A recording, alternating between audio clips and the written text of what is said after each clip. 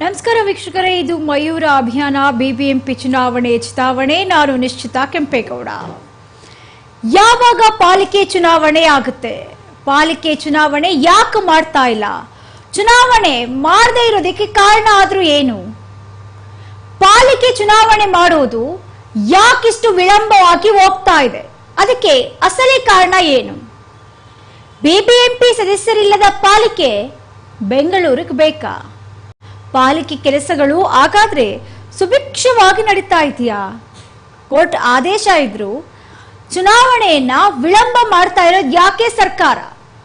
ಚುನಾವಣೆ ನಡೆಸೋದಿಕ್ಕೆ ಸರ್ಕಾರಕ್ಕೆ ಇಷ್ಟ ಇಲ್ವಾ? ಹಾಗಾದ್ರೆ ಚುನಾವಣೆ ನಡೀದೇ ಇದ್ರು ಎಲ್ಲಾ ಕೆಲಸಗಳು ಸರಿಯಾದ ರೀತಿಯಲ್ಲಿ ಆಗ್ತಾ ಇದೆಯಾ? ಕಸ ವಿಲೇವಾರಿ ಸರಿಯಾಗಿ ಆಗ್ತಾ ಇದೆಯಾ? ರಸ್ತೆ, ಚರಂಡಿ, ಕುಡಿಯುವ ನೀರು, ಬೀದಿ ದೀಪ, ಎಲೆಕ್ಟ್ರಿಸಿಟಿ, ಈ ಎಲ್ಲಾ ವ್ಯವಸ್ಥೆಗಳು ಹಾಗಾದ್ರೆ ಸರಿಯಾಗಿದೆಯಾ? ಜನರ ಸಮಸ್ಯೆ ಯಾರ ಹತ್ರ ಹೇಳ್ಕೋಬೇಕು? ಜನರ ಕಷ್ಟವನ್ನ ಕೇಳೋರಾದ್ರೂ ಯಾರು? ಯಾರು ಕೇಳೋರು? ನಮ್ಮ ಗೋಳು ನಾವು ಬೃಹತ್ ಬೆಂಗಳೂರಿನ ಜನಗಳು. ಇದೇ ಇವತ್ತಿನ ವಿಶೇಷ ಬಿಬಿಎಂಪಿ ಚುನಾವಣೆ ಚಿತಾವಣೆ.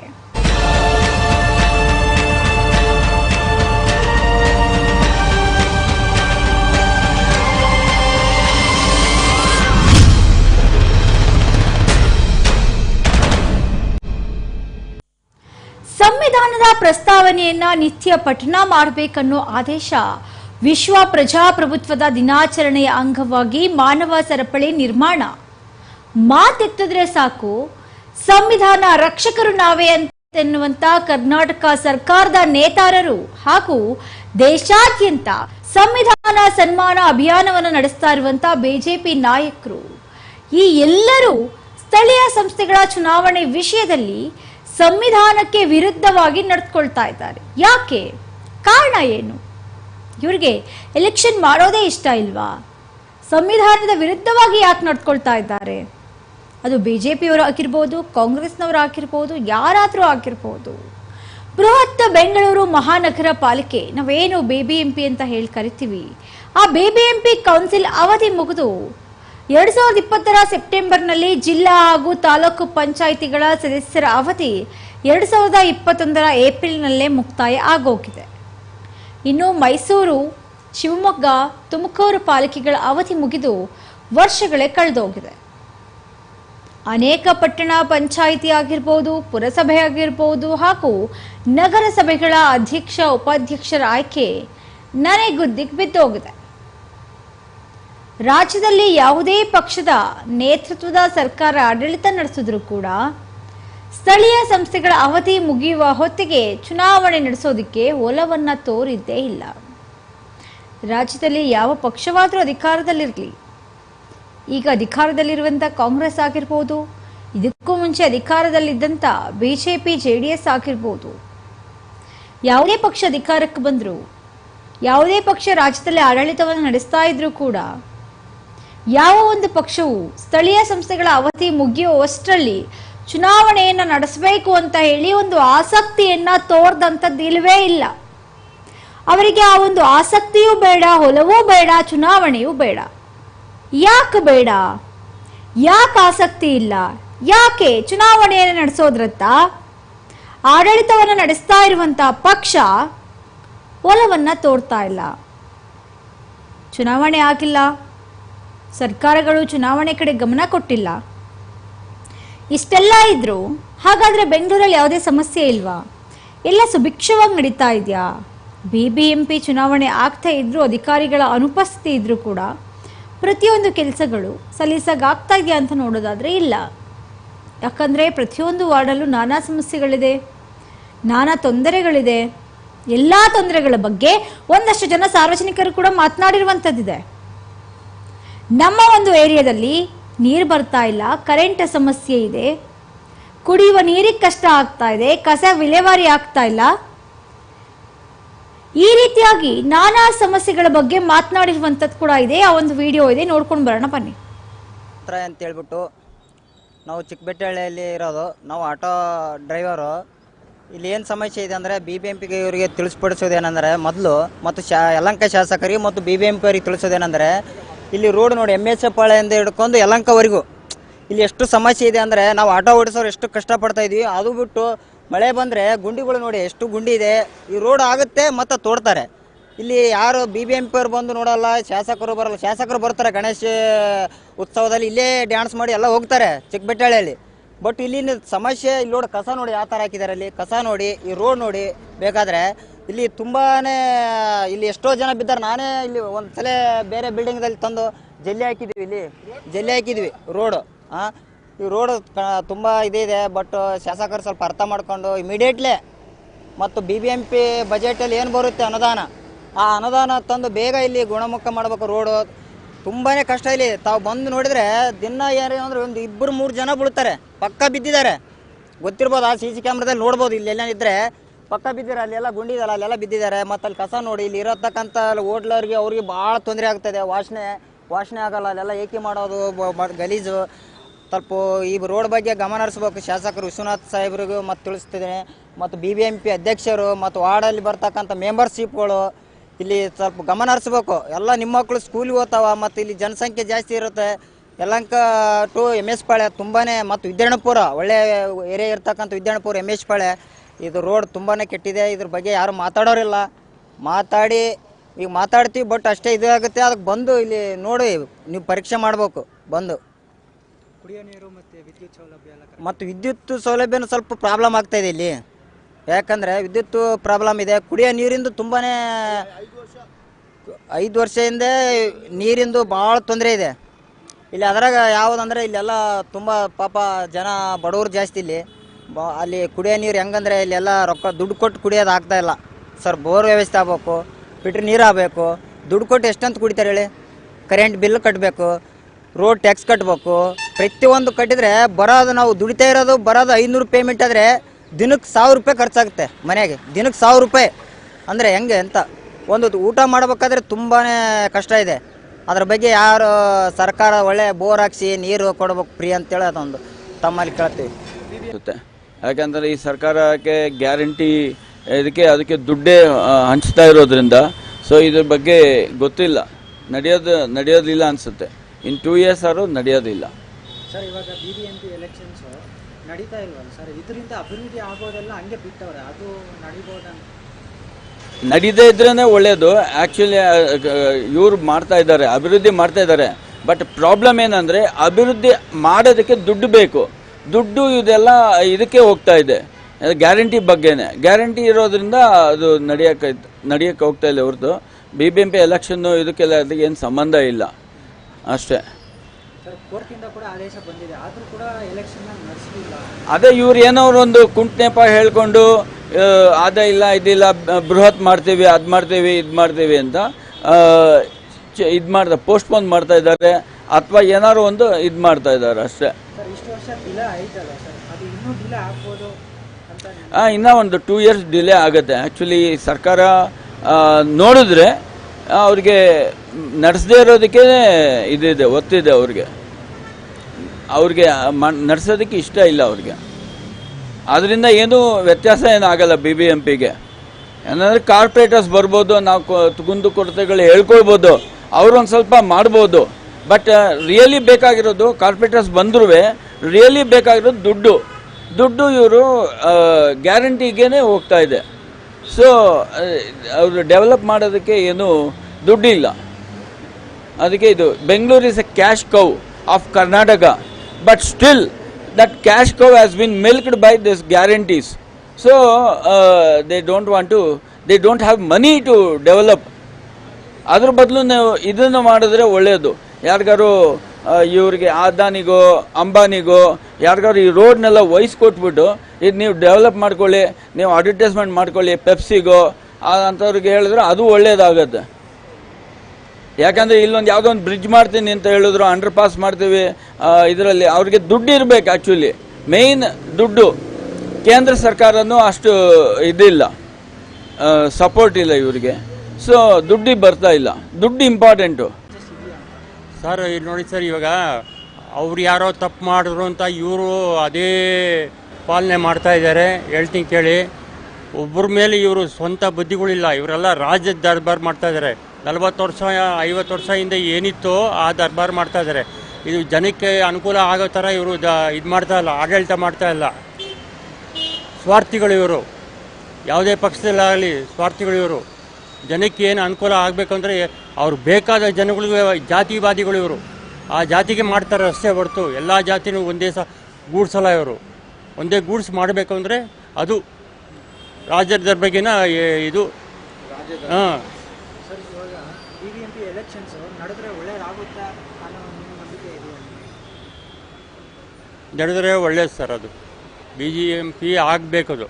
ಅದನ್ನು ಕೈ ಕಟ್ಟಾಕಿದ್ದಾರೆ. BBMPಯನ್ನು ತುಂಬ ಅನುಕೂಲ ಆಗುತ್ತೆ ಅದು ಮಾಡಿದ್ರೆ, ಮಾಡಬೇಕು.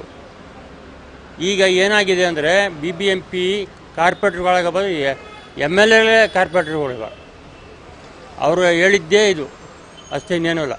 ಅದು ಮಾಡಿಕೊಟ್ರೆ ಅನುಕೂಲ ಆಗತ್ತೆ ಸರ್, ದಯವಿಟ್ಟು ಅನುಕೂಲ ಆಗತ್ತೆ. ಮೂರು ಪಾರ್ಟಿಗಳು ಕೂಡ ಒಂದ್ಸರಿ ಕೂಡ ಅವ್ರ ಥಾಟ್ ಬಂದಿಲ್ಲ, ಯಾಕೆ ಈ ಎಲೆಕ್ಷನ್ಸ್ ನಡೆಸಲಿಲ್ಲ, ನಾವು ನಡೆಸೋಣ ಅಂತ ಯಾರು ಒಬ್ಬರು ಕೂಡ ಮುಂದಕ್ಕೆ ಬಂದಿಲ್ಲ.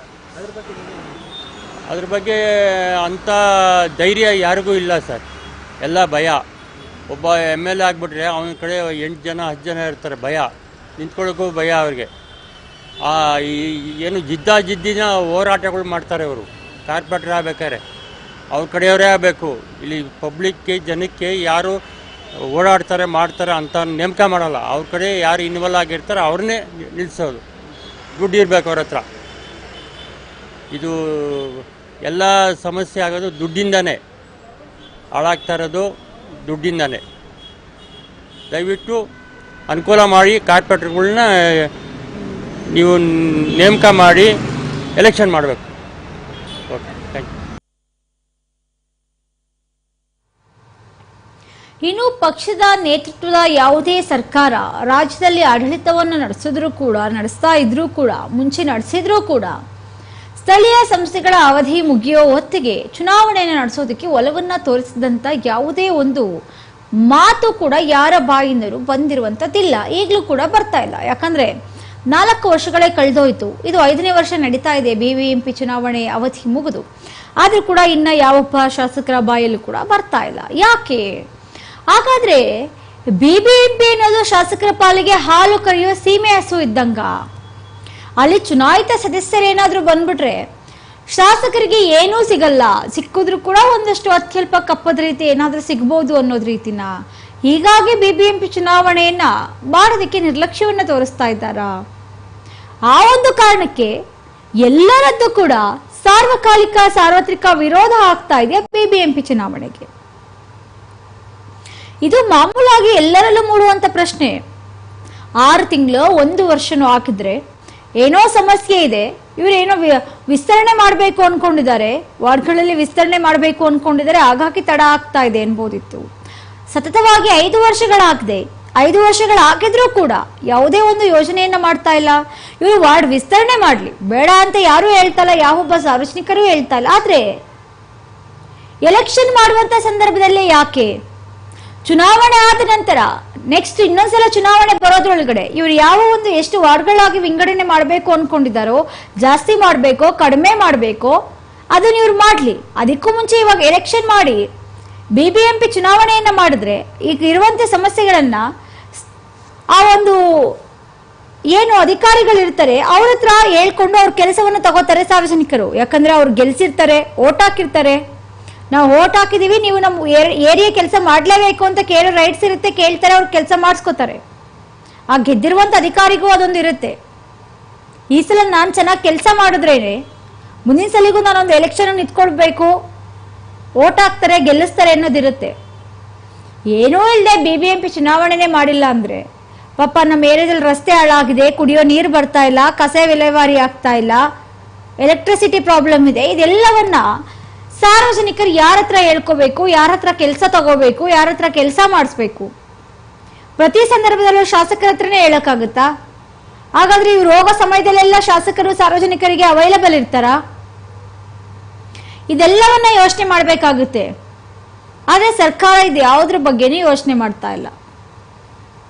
ಎಷ್ಟೋ ವರ್ಷಗಳಿಂದ ಇದಕ್ಕೂ ಮುಂಚೆ ಅಧಿಕಾರದಲ್ಲಿದ್ದಂತ BJP ಆಗಿರ್ಬೋದು, ಈಗ ಅಧಿಕಾರಕ್ಕೆ ಬಂದಿರೋ ಕಾಂಗ್ರೆಸ್ ಆಗಿರ್ಬೋದು, ಯಾವ ಪಕ್ಷ ಬಂದರೂ ಕೂಡ ಚುನಾವಣೆಯ ಬಗ್ಗೆ ಈ ಸಮಯದಲ್ಲಿ ಚುನಾವಣೆ ಆಗುತ್ತೆ, ಈ ಒಂದು ತಿಂಗಳಲ್ಲಿ ಆಗುತ್ತೆ, ಹೋಗ್ಲಿ ಈ ವರ್ಷನಾದರೂ ಮಾಡ್ತೀವಿ ಅನ್ನೋ ಮಾತು ಯಾವ ಒಬ್ಬ ಶಾಸಕನ ಬಾಯಲ್ಲೂ ಬರ್ತಾ ಇಲ್ಲ. ಹಾಗಾಗಿನೇ ಕೆಲವೊಂದು ಇಷ್ಟು ವಿಚಾರಗಳಿರ್ಬೋದೇನೋ, BBMPಯಿಂದ ಇವರಿಗೆ ಲಾಭ ಇದೆಯೇನೋ, ಶಾಸಕರಿಗೆ ಅನುಕೂಲ ಜಾಸ್ತಿ ಇದೆಯೇನೋ, ಹೀಗಾಗಿನೇ BBMP ಚುನಾವಣೆಯನ್ನ ಮಾಡ್ತಾ ಇಲ್ಲ ಎಲ್ಲರದ್ದು ಕೂಡ. ಹಾಗಾಗಿ ಸಾರ್ವತ್ರಿಕ ವಿರೋಧ ವ್ಯಕ್ತ ಆಗ್ತಾ ಇದೆ ಎನ್ನುವುದು ಕೂಡ ಒಂದಷ್ಟು ಜನರ ಅಭಿಪ್ರಾಯ. ಇನ್ನು ಅಧಿಕಾರ ವಿಕೇಂದ್ರೀಕರಣಕ್ಕೆ ಬಲಿಷ್ಠವಾದಂತ ಚೌಕಟ್ಟನ್ನ ಹಾಕಿಕೊಟ್ಟ ಭವ್ಯ ಪರಂಪರೆಯನ್ನು ನಮ್ಮ ಕರ್ನಾಟಕ ಹೊಂದಿರುವಂತದ್ದು. ರಾಮಕೃಷ್ಣ ಹೆಗಡೆ ನೇತೃತ್ವದ ಸರ್ಕಾರದಲ್ಲಿ ಗ್ರಾಮೀಣ ಅಭಿವೃದ್ಧಿ ಸಚಿವರಾಗಿದ್ದ ಅಬ್ದುಲ್ ನಜೀರ್ ಸಾಬ್ ಅವರ ದೂರದೃಷ್ಟಿಯಿಂದ ಈ ಒಂದು ಕನಸು ಮೊಳಕೆ ಹೊಡಿತು. 1987ರಲ್ಲಿ ಜಿಲ್ಲಾ ಪರಿಷತ್ ಹಾಗೂ ಮಂಡಲ ಪಂಚಾಯಿತಿಗಳಿಗೆ ಚುನಾವಣೆ ಕೂಡ ನಡೆಯಿತು. ರಾಜ್ಯಕ್ಕೆ ಮುಖ್ಯಮಂತ್ರಿ ಹಾಗೂ ಮುಖ್ಯ ಕಾರ್ಯದರ್ಶಿ ಇರುವಂತೆ ಜಿಲ್ಲೆಯ ಪರ್ಯಾಯ ಅಧಿಕಾರ ಕೇಂದ್ರ ಆಗಬೇಕು ಅನ್ನೋ ಸಂಕಲ್ಪಕ್ಕೆ ಸಾಂವಿಧಾನಿಕ ಶಕ್ತಿಯ ಕಾಯ್ದೆಯನ್ನ ಕೂಡ ಕೊಡ್ತು.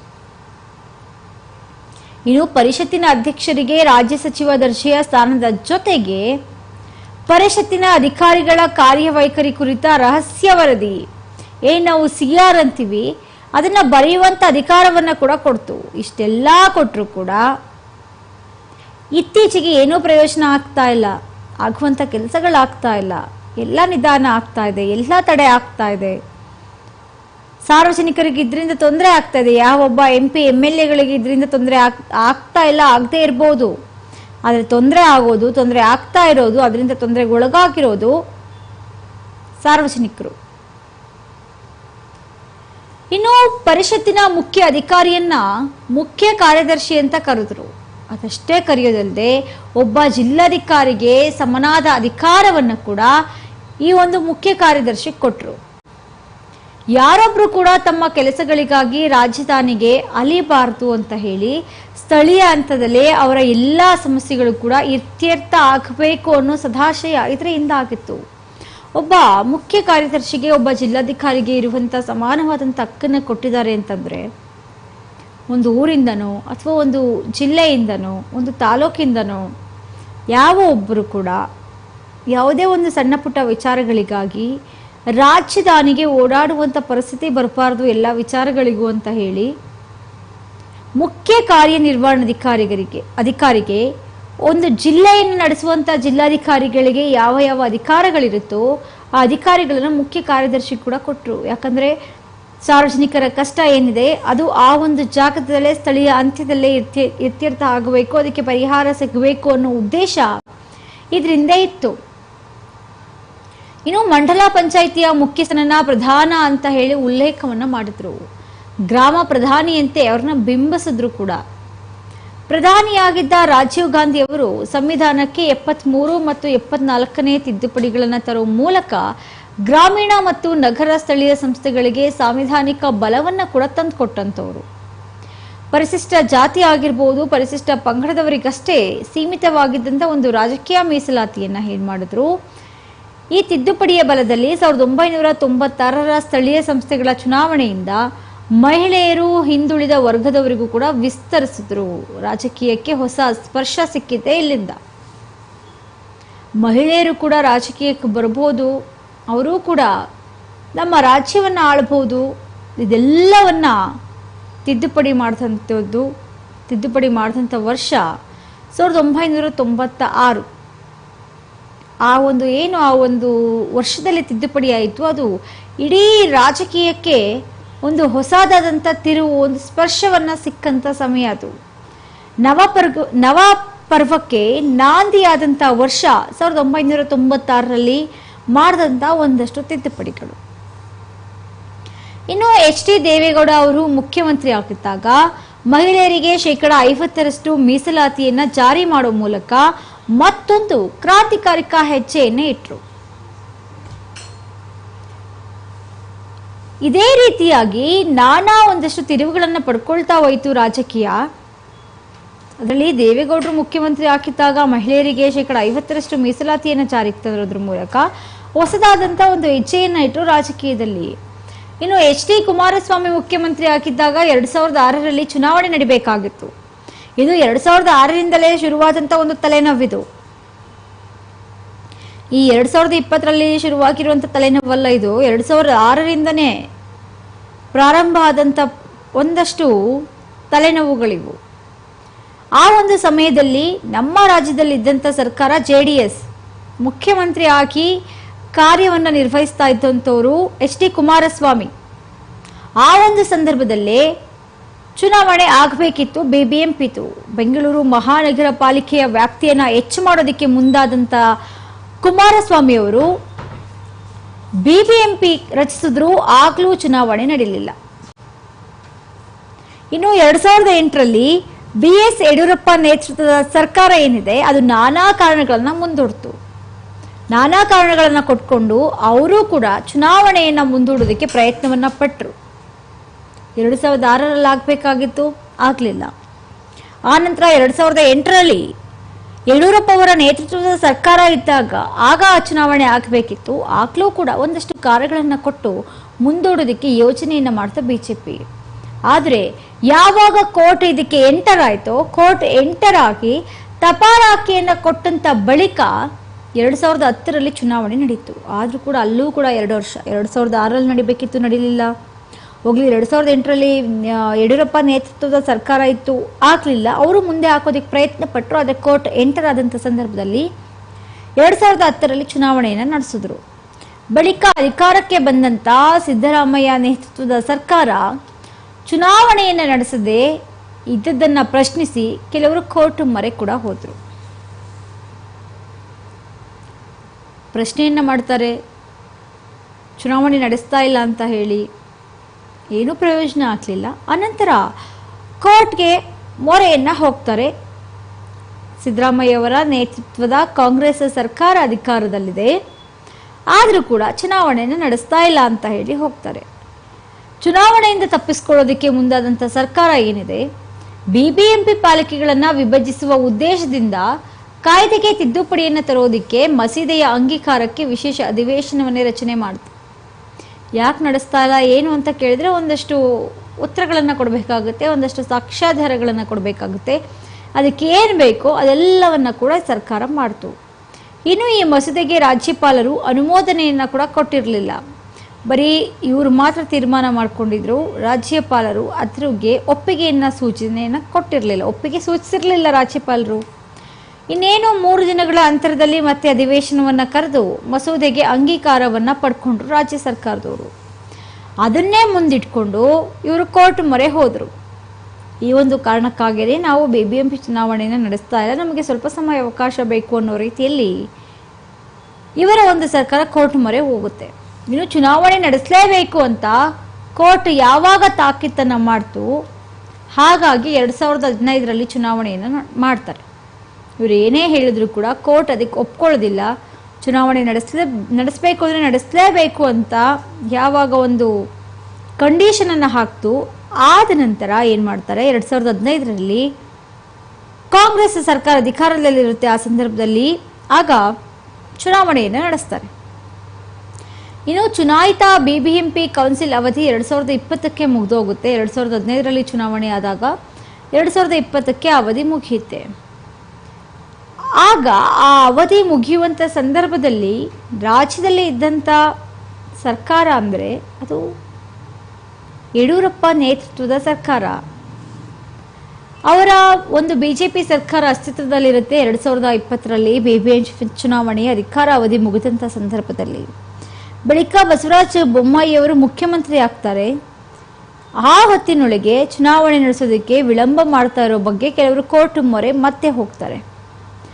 ಕಾರಣವನ್ನು ಬದಿಗಿಟ್ಟು ಚುನಾವಣೆಯನ್ನು ನಡೆಸಿ ಅಂತ ಕೋರ್ಟ್ ಕಟ್ಟಾಜ್ಞೆಯನ್ನು ಮಾಡುತ್ತೆ. ಏನೇ ಕಾರಣ ಇರ್ಬೋದು, ನೀವೇನೋ ವಿಭಜನೆ ಮಾಡ್ಬೋದು, ಏನೇ ಇರಲಿ ಅದೆಲ್ಲವನ್ನು ಸ್ವಲ್ಪ ಮುಂದೆ ಇಡಿ. ಈಗ ಎಲೆಕ್ಷನ್ ಆಗಬೇಕು, ಎಲೆಕ್ಷನ್ ಅವಧಿ ಮುಗಿದಿದೆ, ಎಲೆಕ್ಷನ್ ಮಾಡಿ ಅಂತ ಕೋರ್ಟ್ ಹೇಳುವಂಥದ್ದು. ಆ ಒಂದು ಸಂದರ್ಭದಲ್ಲೂ ಕೂಡ ಇವರು ಎಲೆಕ್ಷನ್ನ ಮಾಡೋದಕ್ಕೆ ನಾನಾ ಕಾರಣಗಳನ್ನ ಕೊಡ್ತಾ ಹೋಗ್ತಾರೆ. ಆಗಲೂ ಕೂಡ ಬೊಮ್ಮಾಯಿಯವರು CM ಆಗಿದಾಗಲೂ ಕೂಡ ಎಲೆಕ್ಷನ್ ಆಗೋದಿಲ್ಲ. BJP ರಾಷ್ಟ್ರೀಯ ಸಂಘಟನಾ ಕಾರ್ಯದರ್ಶಿ BL ಸಂತೋಷ್ ರಾಜಧಾನಿಯ ಪ್ರಮುಖರ ಸಭೆಯನ್ನು ನಡೆಸ್ತಾರೆ. ಚುನಾವಣೆಯನ್ನು ವಿರೋಧಿಸೋರು ಪಕ್ಷದ್ರೋಹಿಗಳು, ಎಲ್ಲರೂ ಸೇರಿ ಚುನಾವಣೆಗೆ ತಯಾರಾಗಬೇಕು ಅಂತ ಸೂಚನೆಯನ್ನು ಕೂಡ ಕೊಡ್ತಾರೆ, ಒಂದು ಸ್ಫೋಟಕವಾದ ರೀತಿಯೇ ಸೂಚನೆಯನ್ನು ಕೊಡ್ತಾರೆ. ಆಗ ಕೆಲವು ಪ್ರಭಾವಿ ಸಚಿವರು ತಮ್ಮ ಹಿಂಬಾಲಕರ ಮೂಲಕ ಮತ್ತೆ ಕೋರ್ಟ್ನಲ್ಲಿ ಆಕ್ಷೇಪ ಅರ್ಜಿಯನ್ನು ಸಲ್ಲಿಸ್ತಾರೆ. ಅದಕ್ಕೆ ಪೂರಕ ಅನ್ನುವಂತೆ ಸರ್ಕಾರವು ವಾರ್ಡ್ ಮರು ವಿಂಗಡಣೆಯ ನೆಪದಲ್ಲಿ ಸಮಿತಿಯನ್ನು ರಚಿಸಿ 1.5 ವರ್ಷ ಕಾಲಹರಣವನ್ನು ಮಾಡಿಬಿಡುತ್ತೆ. ಹೀಗೆ ಹೀಗೆ ಹೀಗೆ ಹೀಗೆ ಹೋಗಿ ಹೋಗಿ ಹೋಗಿ ಏನಾಯ್ತು, ಚುನಾವಣೆಯನ್ನು ಮಾಡಬೇಕಾಗಿರುವಂಥ ಸಂದರ್ಭದಲ್ಲಿ ಚುನಾವಣೆಯನ್ನು ಮಾಡದೆ ಯಾವಾಗ ಬೇಕೋ ಅವಾಗ ಚುನಾವಣೆಯನ್ನು ಮಾಡೋದಕ್ಕೆ ಇವರಿಷ್ಟ ಬಂದಂಗೆ ನಿಲ್ಲಿಸಿದ್ದಾರೆ. ಇನ್ನೂ ಕೂಡ ಅದ್ರ ಬಗ್ಗೆ ಇನ್ನೂ ಮಾತುಕತೆ ಕೂಡ ಆಗ್ತಾ ಇಲ್ಲ ಅನ್ನೋದು ಒಂದು ರೀತಿಯ ದುರಂತದಲ್ಲಿ ದುರಂತ ಇದು.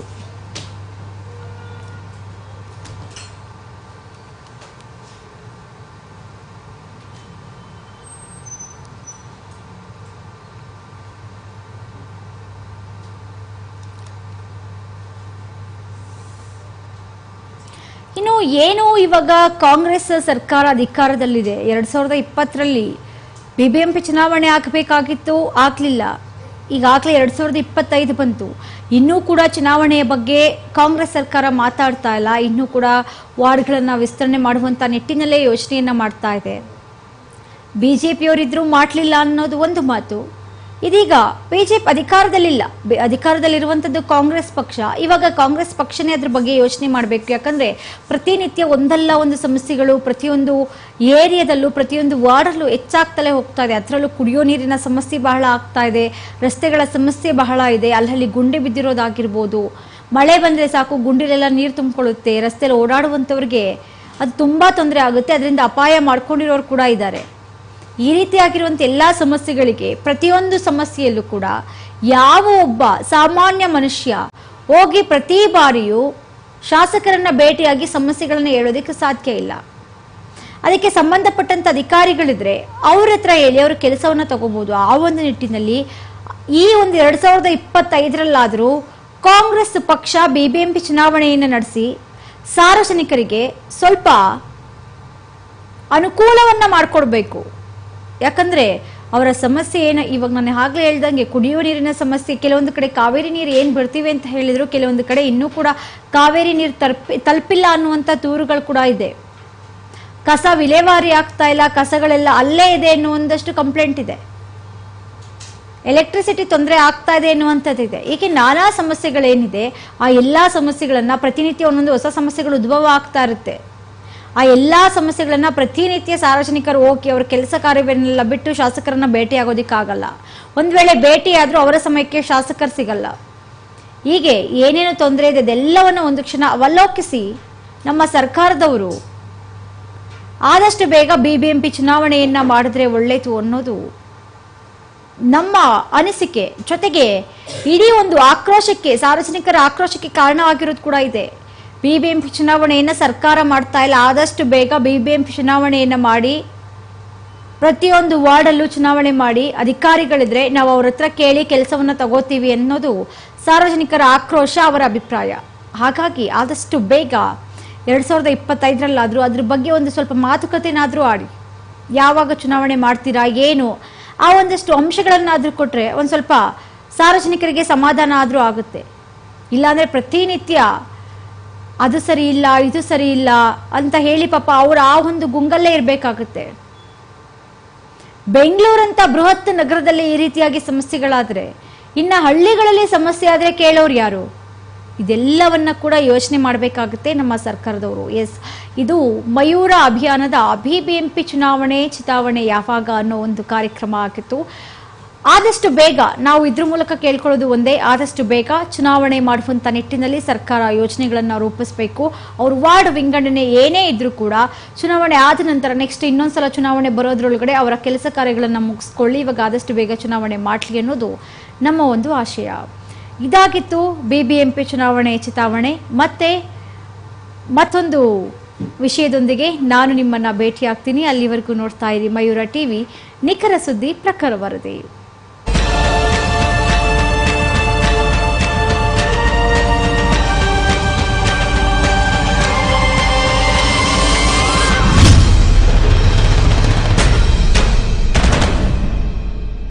ಇದೀಗ ನಿಮ್ಮ ಅಂಗೈಯಲ್ಲಿದೆ ಮಯೂರ ಟಿವಿ ಡಿಜಿಟಲ್ ವಾಹಿನಿ.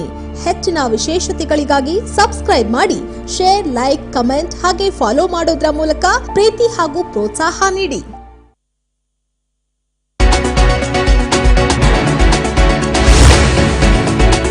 ಒಂದಷ್ಟು ರೋಗಗಳು ಬರೋದು, ನಿರ್ಬಂಧ ಇರೋದು, ಇದೆಲ್ಲ ನಾರ್ಮಲ್ ಅನ್ನಿಸ್ತಾ ಇರುವಂತದ್ದಾಗ್ಬಿಟ್ಟಿದೆ. ಯಾಕಂದ್ರೆ ಇನ್ನೂ ಕೊರೋನಾದಿಂದ ಆಗಿರುವಂತ ಒಂದಷ್ಟು ಪರಿಣಾಮಗಳನ್ನೇ ನಮ್ಮ ಜನಗಳು ಇನ್ನ ಸುಧಾರಿಸ್ಕೊಂಡಿಲ್ಲ.